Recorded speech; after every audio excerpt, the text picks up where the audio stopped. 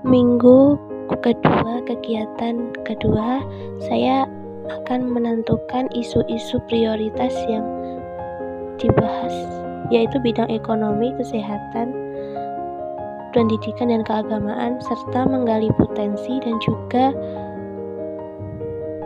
perencanaan kegiatannya. Penentuan isu-isu prioritas aspek ekonomi. Yang pertama, menurunnya pendapatan para petani di dusun Berangkal. Analisisnya, produktivitas tanaman seperti sayur-sayuran, buah-buahan mengalami penurunan. Penurunan ini dikarenakan adanya serangan penyakit tanaman dan hama seperti tikus, wereng, dan lain-lain. Hal tersebut berdampak pada menurunnya pendapatan dan akibatnya petani gagal panen. Petani di sini membudidayakan tanaman tersebut secara organik dan produk di daerah ini sudah berhasil menembus pasar. Menggali potensi aspek ekonomi, analisisnya, di dusun Berangkal terdapat demplot yang menanam rempah-rempah. Nah, dari informasi Bapak Suladi di sini, tanaman rempah-rempah tersebut bisa digunakan untuk membuat pestisida alami untuk membasmi penyakit tanaman dan menjadikan tanaman menjadi subur kembali. Dan selain itu, dusun Berangkal masih memiliki semangat yang tinggi, tidak menyerah untuk bercocok tanam lagi, dikarenakan dengan adanya tanaman sayuran rempah-rempah serta buah-buahan menghemat pengeluaran serta menambah penghasilan juga. Perencanaan kegiatan pada aspek ekonomi, analisisnya. Yang pertama, saya pembuatan pupuk dan pestisida dari tanaman rempah-rempah.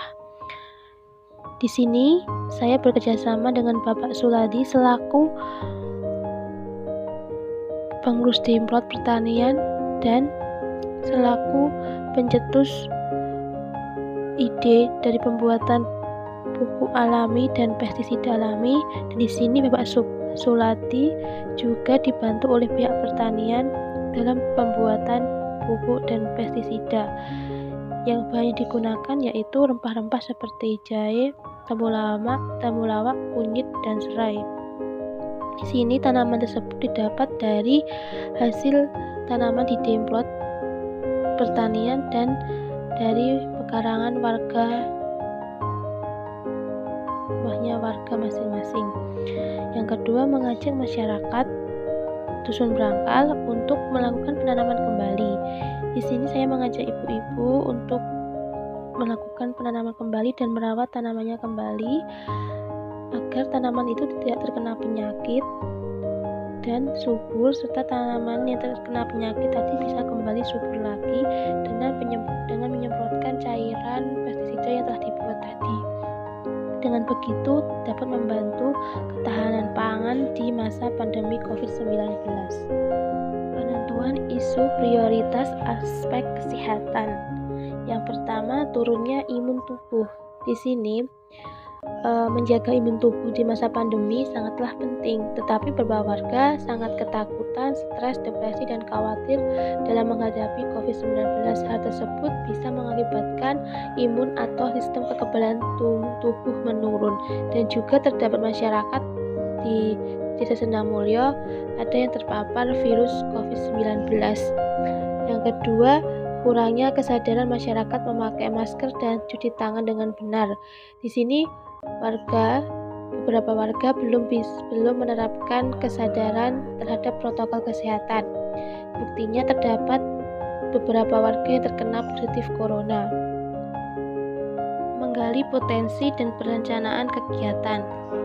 Dari masalah tadi, turunnya imun tubuh, saya mengajak masyarakat untuk membuat jamu tradisional atau minuman dari rempah-rempah yang bisa meningkatkan imun tubuh dan mengolah sayuran itu dimasak agar menjaga vitamin di dalam tubuh. Dengan begitu, kita tidak usah mengeluarkan uang untuk membeli vitamin di apotek dan bisa memanfaatkan potensi yang ada di desa, yaitu dengan mengambil tanaman rempah-rempah itu di demplot pertanian.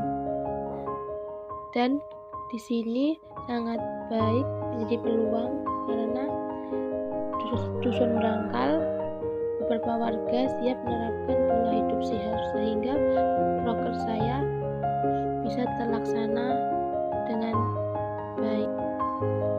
Kurangnya kesadaran masyarakat dalam memakai masker dan mencuci tangan. Ini terbukti bahwa ada yang positif corona di dusun berangkal. Nah, dengan menggali potensinya, dengan adanya tempat pertanian, terdapat tanaman lidah buaya, daun sirih, jeruk nipis yang berasal dari panenan tanaman warga di tempat pertanian dan pekarangan rumah bisa digunakan untuk pembuatan hand sanitizer alami dan hand sanitizer alkohol supaya warga itu selalu menerapkan protokol kesehatan. Dan juga saya akan melakukan pembagian masker dan sosialisasi cuci tangan yang benar. Pembagian masker di sini saya membagikan masker secara gratis kepada warga yang membutuhkan atau warga yang tidak memakai masker. Yang kedua, saya akan melakukan sosialisasi tentang bagaimana cara mencuci tangan dengan benar. Target sasaran saya mengajari adik-adik TK SD. Sangat pentingnya menanamkan sesuatu hal dari sedini mungkin dikarenakan anak-anak harus dipersiapkan sedini mungkin untuk menjadi penentu kehidupannya nanti. Aspek keagamaan. Penentuan isu prioritas. Yang pertama, kurangnya guru ngaji di Masjid Al-Ikhlas. Di sini Ibu Sulis kewalahan mengajari anak TPA karena bukan hanya membaca Iqra saja tetapi juga ada kuis tentang agama, hafalan surat serta kegiatan-kegiatan yang menunjang TPA. Sehingga Ibu Sulis menginginkan adanya anak muda yang ikut berpartisipasi dalam membantu kegiatan TPA agar kegiatan TPA itu bisa mencakup ada hafalan Quran, ada hafalan surat pendek, ada kuis tentang agama, dan membaca Iqra. Aspek keagamaan, potensi dan perencanaan kegiatan. Masalah satu, kurangnya guru ngaji di Masjid Al-Ikhlas. Yang kedua, masalah kedua, sebagian para lansia dan orang tua belum bisa mengaji. Menggali potensi. Di sini potensi satu, guru pemuda yang mengajar TPA serta adik-adik TPA mendapatkan bantuan seragam TPA sehingga lebih antusias dalam mengaji. Selain itu, bangunan masjid sangat luas sehingga kegiatan TPA bisa saling menjaga jarak dan sesuai protokol kesehatan. Dan potensi kedua, para lansia dan orang tua sangat antusias dan mempunyai semangat tinggi untuk bisa lancar membaca Iqra dan Al-Quran. Untuk itu saya membuat proker yang satu, membantu Ibu Sulis dalam membantu kegiatan belajar mengajar TPA di Dusun Berangkal. Yang kedua, mendampingi para lansia dan orang tua yang mau belajar Iqra atau Al-Quran. Penentuan isu prioritas aspek pendidikan. Masalah pertama, kesulitan memahami pelajaran dengan sistem daring. Pembelajaran secara daring dinilai kurang dan mempunyai dampak yang ditimbulkan. Misalnya, anak-anak mengalami kesulitan dalam memahami pelajaran dan mengerjakan tugas. Diperlukan pendampingan. Yang kedua, anak-anak merasa bosan saat di rumah saja. Saat ini anak-anak membutuhkan suatu kegiatan untuk mengatasi kebosanan saat daring yang dapat membantu tumbuh kembang kreativitas, moral, dan etika. Potensi dan kegiatan perencanaan aspek pendidikan. Masalah kesulitan memahami dan mengerjakan tugas sistem daring. Bisa dibuat program untuk belajar bersama dan membantu mengerjakan soal dan membantu orang tua dalam mendampingi anak-anak saat belajar dan saat menemukan kesulitan. Yang kedua, untuk mengatasi kebosanan tuh bisa diajak untuk merawat demplot pertanian, menyirami, menanam tanaman, serta menyabut lumpur di liar.